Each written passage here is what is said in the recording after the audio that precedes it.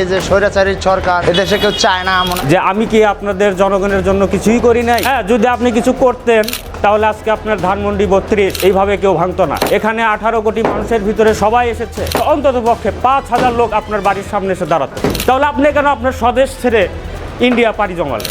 যে শেখ মুজিবুর রহমানকে যেভাবে গুলি করে মারা হয়েছিল, আমাকেও সেইভাবে মারা হয়েছে। আবু জেহেলের বাড়ি কিন্তু টয়লেট হয়েছে তার কর্মের কারণে। হয়তো এটা তার কর্মের ফল। আমি আমার রাষ্ট্রের জন্য কিছুই করি নাই। হ্যাঁ, যদি আপনি কিছু করতেন তাহলে আজকে আপনার ধানমন্ডি 32 এইভাবে কেউ ভাঙতো না। এখানে 18 কোটি মানুষের ভিতরে সবাই এসেছে।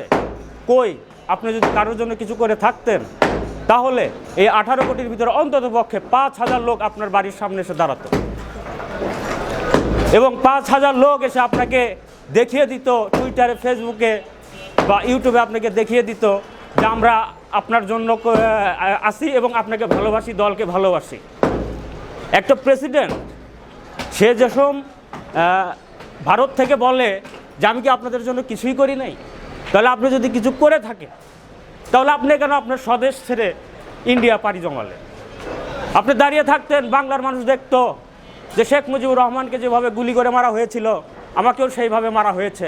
এটা ইতিহাস হয়ে থাকতো। তারপরে যদি এখানে মাঠ করে দেওয়া হতো, তারপরেও মানুষ জানতো যে না, আপনার নীতি ঠিক ছিল। আপনি তো আপনার নীতির থেকে সরে দেশ ছেড়ে পালিয়ে চলে গেছেন নিজের জীবন রক্ষার্থে।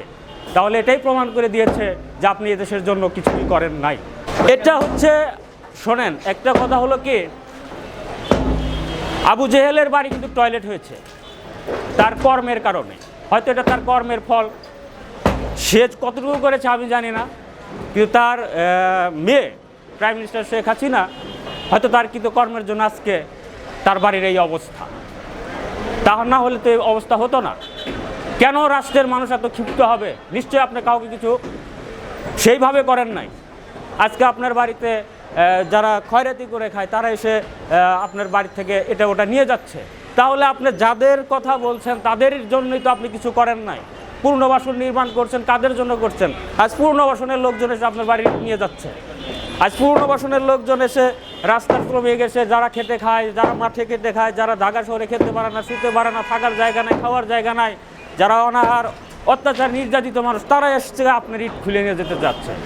ইট তো আর কেউ খুলছে না, সাধারণ মানুষ খুলতেছে। তথাপি আপনার বোঝা উচিত আপনি এদের জন্য কিছু করেন নাই। আপনি যা করেছেন হয় নিজের স্বার্থে, নয় অন্যের স্বার্থে। তথে এইভাবে বলে আবেগ জড়িয়ে আর এই বাংলাদেশের মানুষকে আপনি কখনোই মোটিফিকেশনে নিয়ে আসতে পারবেন না, কারণ মানুষ বুঝে গেছে। আর এতেই আপনাকে বুঝিয়ে দিয়েছে যে আপনি দেশের জন্য কি করছেন, আর আপনার বাড়ি ভেঙে তারা বুঝিয়ে দিচ্ছে যে স্বৈরা শাসকের পতন হয়েছে, আমরা এখন শান্তিতে আছি। ভবিষ্যতে কি শেখ হাসিনা বাংলাদেশে ফিরতে পারবে, এই বিষয়টা নিয়ে আপনি কি মনে করেন? যে পরিস্থিতি দেখতেছি, এই পরিস্থিতি সে দেশে তার বাড়ি ভেঙে ফেলতেছে। ভাই, সে দেশে আসবে কোথায়? আমার যদি বাড়ি না থাকে তা আমি দেশের বাড়ি যাবো কেমনে? দেশে যদি আমার জমি জমা না থাকে দেশে যাবো কেমনে আমি? হুট করে ঢুকে পড়বে, এইমাত্র ঢুকে গেল। এটা হচ্ছে তার কিছু লোকের কথাবার্তা, মানে যারা ইউটিউব, ফেসবুক, টুইটার চালায়, তারও তো দলের কিছু লোক আছে। আমি তো ভাই অত কিছু না, আমার মনের থেকে আমার যতটুকু বলার আমি বললাম। আমার মনে হয় না সেই দেশে আসতে পারবে না, আমার মনে হয় না। কারণ সে যদি দেশে আসার সুযোগ তার থাকতো, তার দলের লোকগুলো আজকে কোথায় গেল? তাকে আনবে কে? সে তো হেঁটে আসবে না, তাকে আনার জন্য কেউ না কেউ যেতে হবে। সে তো আমার আপনার মতো সাধারণ মানুষ না। তো যারা তাকে নিয়ে আসতে যাবে তারাই তো যাবে না, তারাই তো নেই দেশে। তাহলে সে কার আশায়, ভরসায় দেশে আসবে? আমার নাম বাবুল, আমার হোম ডিস্ট্রিক্ট সিরাজগঞ্জ। আমি শুনছি মনে করেন জনগণের কাছে এই যে স্বৈরাচারী সরকার এদেশে কেউ চায় না, মনে করেন হ্যাঁ অন্যায় অত্যাচারী করছে, কিছু মানুষজন মারছে, মানুষের কষ্ট দিয়েছে, তাই মানুষ অনেক কষ্ট পায় আর কি তার বাড়িঘর ভাঙা দিছে। তারপর সে যখন অন্যায় কথা বলছিল ছাত্রদের সমাজের কাছে, সে আত্মসমর্পণ করতো। দেশ যা পলানের কি দরকার, তারই দেশ।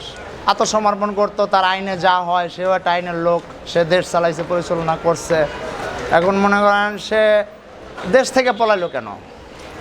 দেশ থেকে পলাইলো, পলানোর পর অনেক অন্যায় অত্যাচারী কথাবার্তা শোনা গেছে।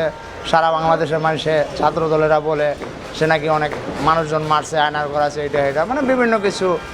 এই জন্য মনে করেন এটা হয়তো যে কোনো ক্ষমতার দলে ভাঙছে, তাই আমরা গরিব মানুষ আর কি নিয়ে পেটের অভাবে ভাঙা চুরে আর কি 2 টাকা হইলেই আর কিছু না। এখন আপনারা মানে বাইঙ্গাসুরা যেটু রড নিতে পারে বিক্রি করে খাই এই